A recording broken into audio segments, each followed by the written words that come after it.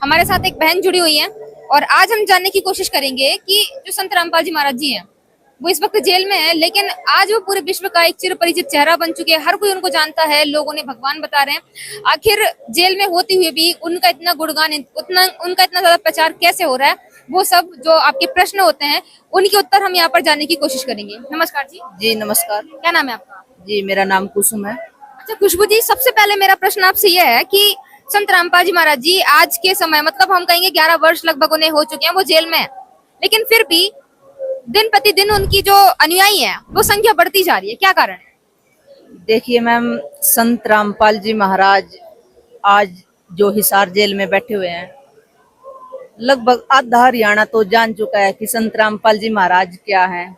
उन्होंने जो गरीबों की, बाढ़ पीड़ित पीड़ित किसानों की जो मदद की है, तो संत रामपाल जी महाराज हिसार जेल में होते हुए भी करोड़ों अरबों की जो मदद कर रहे हैं, तो उनके इतने, संत रामपाल जी महाराज करुणा के इतने सागर है। उनको कोई भी अगर ये खबर मिल जाए कि भाई ये बच्चा या ये परिवार आज दुखी है, तो उनके लिए तभी आदेश देते हैं कि बेटा इनकी मदद करो, जो भी इनको जरूरत है। चाहे उनके घर बनाने की बात हो, चाहे उनके बच्चों की पढ़ाई का खर्चा हो, गैस सिलेंडर, कपड़े वगैरह, जो भी एक परिवार को जो भी जरूरत होती है, संत रामपाल जी महाराज आज वो पूरी कर रहे हैं। और एक पूर्ण संत, ये मैटर नहीं करता कि वो कहाँ है, चाहे जेल में रहे या बाहर रहे, उनका जो ज्ञान है, उनकी जो सामाजिक कार्य है, वो चलते रहते हैं। जैसे एक टावर होता है, उसकी रेंज सभी जगह होती है। ये मैटर नहीं करता कि वो कितनी दूर है या कितनी पास में है, उसकी रेंज हर जगह पहुंचती है। तो संत रामपाल जी महाराज जी वो पावर हैं, जो उन्होंने जेल से जो आदेश दे दिया वो काम करेगा ही करेगा, चाहे वो कहीं बैठे हो। और जेल में तो संत पूर्ण संत है। वो जेल में इसलिए नहीं गए कि भाई उन पे कोई आरोप है। आज तक आरोप कोई सिद्ध नहीं हो पाया है। 15 केस थे, 14 केस में संत रामपाल जी महाराज बरी हो चुके हैं। एक केस रहता है देशद्रोह का, तो आपको क्या लगता है वो केस, मतलब उनमें भी संत रामपाल जी महाराज बाइज्जत बरी होकर बाहर ही आएंगे। तो आप कैसे, मतलब दृढ़ निश्चय के साथ आप ऐसा कह रहे हैं कि पक्का है बरी होकर आएंगे, कैसे? क्योंकि संत रामपाल जी, हमें पूरा विश्वास है, जो उन्होंने ज्ञान दिया है, जो भक्ति मार्ग, सत्य के मार्ग में कठिनाइयां तो आती है और वो झेलनी भी पड़ेगी। एक सच्चा संत, एक सच्चा मसीहा, उन्होंने सच ये बोला है कि पूर्ण परमात्मा, सारी सृष्टि के रचनहार वो कबीर परमात्मा है। और ये अपने तरफ से नहीं बोला, सभी सदग्रंथों से उन्होंने प्रमाणित किया है। चाहे वेद हो, चाहे कुरान हो, चाहे बाइबल हो, पुराण हो, सभी से ये प्रमाणित किया है। लेकिन हमने तो जो, अगर हम बात करें बचपन से हम जो किताबें पढ़ते आ रहे हैं या उनकी जीवनी की बात करें, जिससे भी हम सुन रहे हैं, बस ये है कि कबीर जी एक जुलाहा थे और एक कवि थे। उन्हें भगवान बताना और ये कहना कि वेदों में कबीर जी के परमात्मा होने का प्रमाण है, ये कहाँ तक सही है? देखिए, हमें जो पढ़ाया गया उस पे सवाल उठाने वाला आज तक कोई नहीं था। किसी ने कह दिया कि कबीर जी तो एक विधवा ब्राह्मणी के, मतलब किसी ने, विधवा ब्राह्मणी ने उनको जन्म दिया और विधवा होने के कारण एक समाज के डर से उनको तालाब में छोड़ आई। लेकिन आज तक कोई पूछने वाला है वो विधवा ब्राह्मणी कौन थी, क्या नाम था उसका? कोई बताएगा उस विधवा ब्राह्मणी का क्या नाम था, कहाँ की रहने वाली थी? इसका जवाब किसी के पास नहीं है। बस ये मनगढ़ंत कहानियां बना दी, किताबों में लिख दी, आज तक वही हम सुनते आए हैं, उसी पे चल रहे हैं। लेकिन जो सच्चाई थी, जैसे आज आप आश्रम में आए हो, बौद्ध दिवस, गरीबदास जी महाराज जी का बौद्ध दिवस मनाया जा रहा है, तो गरीबदास जी महाराज जी को परमात्मा जिंदा बाबा के रूप में मिले थे। उनको सचखंड लेके गए, उनको ये तत्व ज्ञान बताया, जो उन्होंने देखा, अपनी आंखों से जो देखा, सभी लोकों में भ्रमण किया, उस स्थान को वो देख के आए, जिन्होंने उस भगवान को पाया और फिर नीचे आके वाणियों के माध्यम से अमर ग्रंथ साहिब की जो रचना की है, तो क्या हम आज उनको झुठला सकते हैं? बिल्कुल भी नहीं। क्योंकि गरीबदास जी महाराज जी ने बोला है, गरीब अनंत कोटि ब्रह्मांड का, एक रति नहीं बार, सतगुरु पुरुष कबीर हैं ये कुल के सृजनहार। लेकिन मैम आपसे मेरा प्रश्न है कि जो जैसे राम जी हैं, तो उनके बारे में तुलसीदास जी ने बताया कि वही भगवान है, तो फिर गरीबदास जी ने भी लिख दिया कि कबीर जी भगवान है, फिर तो लोग राम जी को ही भगवान मानेंगे ना, कबीर जी को क्यों माने? आपने बिल्कुल अच्छा प्रश्न किया। तुलसीदास जी ने लिखा है राम जी भगवान है, उनकी लिखी हुई बातों को जब मान रहे हो तो गरीबदास जी की जो वाणियां वो लिख के चले गए, इतना मोटा ग्रंथ लिख के चले गए, क्या उनको मानने में आपको दिक्कत है? जब तुलसीदास जी ने लिख दिया, आज सारी दुनिया राम जी को भगवान मानती है, उस टाइम पे तो किसी ने भगवान नहीं मानना उनको। वो भी एक और बात, श्री राम जी साधारण वेशभूषा में आए थे, और कोई ये बोले कि वो जंगल में रहने वाला 3 लोक का अवतार है, कोई मान लेता उस टाइम। तो आज वही बात है, ये जेल में बैठा हुआ संत, ये पूर्ण परमात्मा है, ये उस पूर्ण परमात्मा का अवतार है, जिनको आप श्री राम जी आए थे उनको बोलते ना कि ये 3 लोक के भगवान विष्णु के अवतार है। तो कोई कहता है ये घास फूस खाने वाला विष्णु का अवतार हो सकता है। आज यही बात हमें बोलते हैं कि ये जेल में बैठा पूर्ण भगवान हो सकता है। आंखें खोल लो, पूर्ण परमात्मा को अगर पहचानना चाहते हो तो उनके कार्यों से पहचानो। आज संत रामपाल जी महाराज जी ने जो कार्य करके दिखाए है ना, चाहे आज एक जेल में बैठा आपको दिख रहा है, लेकिन गरीब परिवारों से आप पूछ कर देखो, जिनके मकान बनाए हुए हैं वो आज यहाँ पे भी आए हो, उनसे बात करके देखो, उनके मुंह से यही निकलता है कि बोलते हैं ना जाने किस भेष में आके नारायण मिल जाएगा। तो उनके लिए तो नारायण संत रामपाल जी महाराज जी हुए, उनके लिए तो श्री कृष्ण जी संत रामपाल जी महाराज जी हुए, जिन्होंने एक झोपड़ी के जगह एक उनको महल खड़ा करके दे दिया। तो इस भूल में मत रहो दुनिया वालों, संत रामपाल जी महाराज पूर्ण परमात्मा है, उनके ज्ञान को समझो, हर तरह से समझो, एक एक किताबों से समझो। आपको यहाँ प्रदर्शनी में शास्त्र रखे हुए हैं, बाइबल, वेद, पुराण, कुरान, गुरु ग्रंथ साहिब, सभी शास्त्रों से आप भक्तजनों से बात कर सकते हो, वो प्रमाण। लेकिन ऐसा भी तो हो सकता है कि जो सदग्रंथ यहाँ पर रखे हुए हैं वो आपने अपनी तरफ से बनवा के रख लिए और फिर उनमें आपने दिखा दिया कि हाँ कबीर जी भगवान है, गीता में, पुराणों में या बाइबल में, क्योंकि बाइबल हम कहें क्रिश्चियन की पुस्तक है और कुरान मुसलमान धर्म की पुस्तक है, तो उनमें कबीर भगवान कैसे हो सकते हैं? देखिए मैम, आज कोई इतना पागल नहीं है कि किसी की भी बातों में आ जाएगा। संत रामपाल जी महाराज जी ने अपनी तरफ से कुछ भी नहीं किया। वो किताबें, उनके जो प्रकाशक वर्ष, उनकी जो आप खुद मंगवा के देख लो। आप अगर आपको ये भ्रम है, किसी को भी है भाई संत रामपाल जी महाराज जी तो अपना ज्ञान देते हैं या अपने द्वारा उनको, आप यहाँ शास्त्र रखे हुए हैं कहो तो हम आपको दिखा भी देंगे। आपने प्रश्न किया था कि संत रामपाल जी महाराज जी तो क्या पता अपना ज्ञान दे रहे हैं, मतलब शास्त्रों पे को ऐसे ही दिखाते हैं। तो आप देख सकते हैं धनाना धाम में, ये सिर्फ धनाना की बात नहीं है, संत रामपाल जी महाराज जी के 13+ आश्रम है, सभी में सभी ग्रंथों को रखा जाता है, चाहे वो हिंदू मुस्लिम किसी भी धर्म से संबंधित। संत रामपाल जी महाराज जी ने उस जड़ को हमें बताया है जिससे वृक्ष फलता फूलता है। आप कौन है वो जड़? आप ये देख सकते हैं, गीता जी में बताया गया है, गीता अध्याय 15 श्लोक 1 से 4 में इतना निर्णायक ज्ञान है।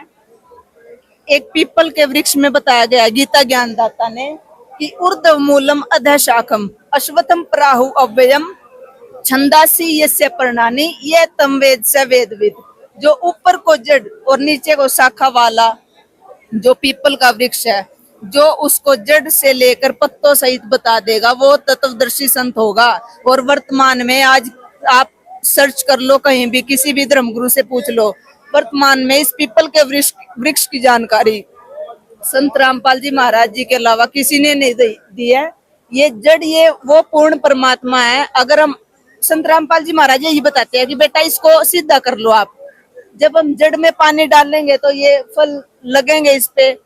और ये जो भगवान हम शास्त्र अनुकूल भक्ति करेंगे, जो हमारे कर्म बनेंगे, तो ये ब्रह्मा विष्णु महेश हमें वो कर्म फल अवश्य देंगे, वो कोई रोक भी नहीं सकता, क्योंकि इनको मजबूरन देना पड़ेगा। ये शास्त्र विधि के द्वारा संत रामपाल जी महाराज भक्ति बताते हैं। अच्छा मैम, एक प्रश्न और मेरा निकल के आया है यहाँ से कि जो समाज में मतलब बोला जाता है कि संत रामपाल जी महाराज जी जो हमारे देवता है ब्रह्मा विष्णु महेश हैं, उनकी भक्ति छुड़वाते हैं और इसलिए कई बार लोग उनसे नाम भी नहीं लेना चाहते। तो क्या सच में ऐसा है? क्यों वो ऐसा करते हैं? संत रामपाल जी महाराज देवी देवताओं की भक्ति छुड़वाते नहीं, वो एक विधि बताते हैं, तरीके से बताते हैं। आप पीछे भी देख सकते हो, हमारे शरीर में, सभी के शरीर में, मानव जो शरीर धारण किया है उनको शरीर में ये कमल बने हुए हैं। इनके कमलों के द्वारा मानव सत भक्ति करके मोक्ष प्राप्त कर सकता है। संत रामपाल जी महाराज इन्हीं जो हमारे शरीर में कमल बने हुए इन्हीं के मंत्र देते हैं। और आज का मानव क्या कर रहा है? कोई शिव जी की भक्ति कर रहा है, कोई दुर्गा जी की, कोई विष्णु जी की। तो संत रामपाल जी महाराज तरीके से हमें इन सभी की भक्ति बताते हैं। चाहे गणेश जी की बात करें, ब्रह्मा जी की बात करें, दुर्गा जी की, सभी के मंत्र देते हैं। और एक एग्जाम्पल भी देते हैं, जैसे मोटरसाइकिल है, अगर उसके एक पहिया अलग हो गया, पीछे वाला पहिया अलग हो गया है, उसका हैंडल अलग हो गया, क्या वो चल पाएगी? तो उस तरीके से कोई गणेश जी को पकड़ के रखा हुआ है, कोई किसी ने दुर्गा जी पकड़ रखी है, तो आप इसको सेट करो। इस सत भक्ति से आप पूर्ण मोक्ष और पूर्ण लाभ मिल सकता है। संत रामपाल जी महाराज जी यही हमें बताते हैं। मतलब हम ये कहें कि समाज में ये भ्रांति फैली है कि संत रामपाल जी महाराज जी इनकी भक्ति छुड़वाते हैं। जी बिल्कुल, ये भ्रांति है, और भी अनेक भ्रांति है जिनको अगर आप यहाँ पे आओगे, देखोगे, तो आपकी भ्रांतियां भी दूर होगी, शास्त्रों से भी दूर करेंगे और वैसे भी, क्योंकि पढ़ा लिखा समाज है। संत रामपाल जी महाराज को यहाँ वे नहीं है भाई, खाने पीने वैसे वैसे ही थे। जेई की नौकरी करते थे, वो पढ़े लिखे नहीं थे, जेई की नौकरी करते थे परमात्मा, और उस नौकरी को इस्तीफा देके जब इस ज्ञान को समझा है और अपने बच्चों को ये प्रण ले रखा है कि इस पूरे विश्व को, इस सत भक्ति मार्ग को, पूरे विश्व को अपनाना होगा, तभी हम सफल हो सकते हैं भक्ति मार्ग में, वरना वैसे ढोंग करने से कोई फायदा नहीं है। आखिरी प्रश्न मेरा आपसे है कि संत रामपाल जी महाराज, जैसे आपने बताया कि एक जूनियर इंजीनियर की नौकरी पर थे, तो फिर क्या कारण बना कि उन्होंने उस नौकरी को छोड़ के एक संत, मतलब संत बने और कबीर धर्म को अपनाया, कबीर पंथ को अपनाया और अब उसका प्रचार करने में लगे हुए? देखिए, संत रामपाल जी महाराज जी के जो गुरु थे आदरणीय स्वामी रामदेवानंद जी महाराज, उन्होंने उनसे दीक्षा प्राप्त की। उसके बाद धीरे धीरे ज्ञान को समझा, तो संत रामपाल जी महाराज जी को आदेश हुआ अपने गुरुदेव जी से कि बेटा अब तू नाम दीक्षा देने लग जा। लेकिन धीरे धीरे संत रामपाल जी महाराज जी का जो संघर्ष है, पहले घर घर जाके सत्संग करते थे, लोगों को, अपने दोस्तों को समझाते थे, घर घर जाके पाठ करते थे।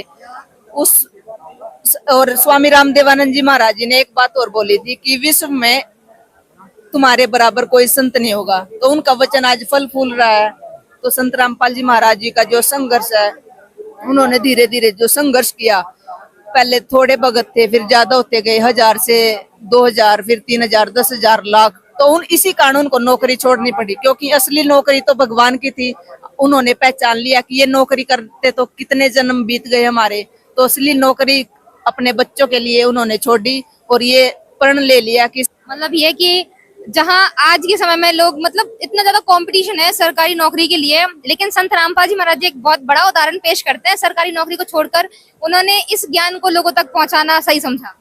जी बिल्कुल, आप कह सकते हैं। लेकिन आध्यात्मिक ज्ञान होने के बाद अगर नौकरी की भी बात करें तो परमात्मा वाली नौकरी ज्यादा अच्छी लगती है, क्योंकि ये मनुष्य जन्म, नौकरी तो क्या पता कितने बार करते हैं, पिछले हम क्या पता किस जन्म में कोई, अगर आप अब की बात करूं, कोई भी है, चाहे वो मंत्री है, चाहे राष्ट्रपति है, इस जन्म में अगर सत भक्ति नहीं की, अगला जन्म उसको मनुष्य का मिल गया, फिर वही प्रोसीजर उसका, पढ़ाई लिखे, फिर वही नौकरी की तलाश, युगों युगों से भटक रहे हैं। उसको जन्म मरण के चक्कर से छुटकारा मिल जाएगा और 84 लाख योनियों में नहीं आना पड़ेगा। ये इतनी बुरी दुर्गति से संत रामपाल जी महाराज बचा रहे हैं, और अपना सच्चे जहाँ से हम रहते थे उस अमर स्थान, उस अमर लोक, जिनको गरीबदास जी ने देखा, जिनको दादू जी ने देखा, जिनको जिस स्थान को धर्मदास जी ने देखा, उस स्थान को आज परमात्मा ने हमें सदग्रंथों से समझा दिया, बता दिया। उसी स्थान पर हम जाएंगे भक्ति करके। धन्यवाद। Thank you. तो दर्शकों, आपने जैसे इनको सुना कि संत रामपाल जी महाराज जी के बारे में उन्होंने पूरा बताया कि किस प्रकार से वो कैसा ज्ञान दे रहे हैं और कैसे उन्होंने एक सरकारी नौकरी में रहते हुए पहले ज्ञान प्रचार किया, लेकिन जब उन्हें लगा कि अब ये सरकारी नौकरी बाधा बन रही है, उन्होंने सरकारी नौकरी को भी त्यागना जरूरी समझा। तो आपने जाना कि किस प्रकार संत रामपाल जी महाराज जी मतलब तत्व ज्ञान दे करके लोगों तक, ये जन जन तक ये सत्य ज्ञान पहुंचा रहा है, और उनका जो ज्ञान है वास्तव में हम बात करें तो पूरे विश्व में पहुंच रहा है। केवल हम भारत की बात नहीं करेंगे, अदर जो कंट्रीज हैं, इंग्लैंड की बात करो आप, ऑस्ट्रेलिया, जितनी भी मतलब जहां पर लोग कृष्ण धर्म को मानते हैं, और चाइना की अगर हम बात करते हैं जो पूरी तरीके से नास्तिक हो चुका है, वहां पर भी संत रामपाल जी महाराज जी ज्ञान को आज लोग सुन रहे हैं और समझ रहे हैं। तो ये बहुत बड़ी बात है कि एक ऐसा संत जो पहले नौकरी किया करता था, सरकारी नौकरी में था, एक जूनियर इंजीनियर था, आज वो एक इतना बड़ा संत बन चुका है कि पूरा विश्व उसका गुणगान कर रहा है।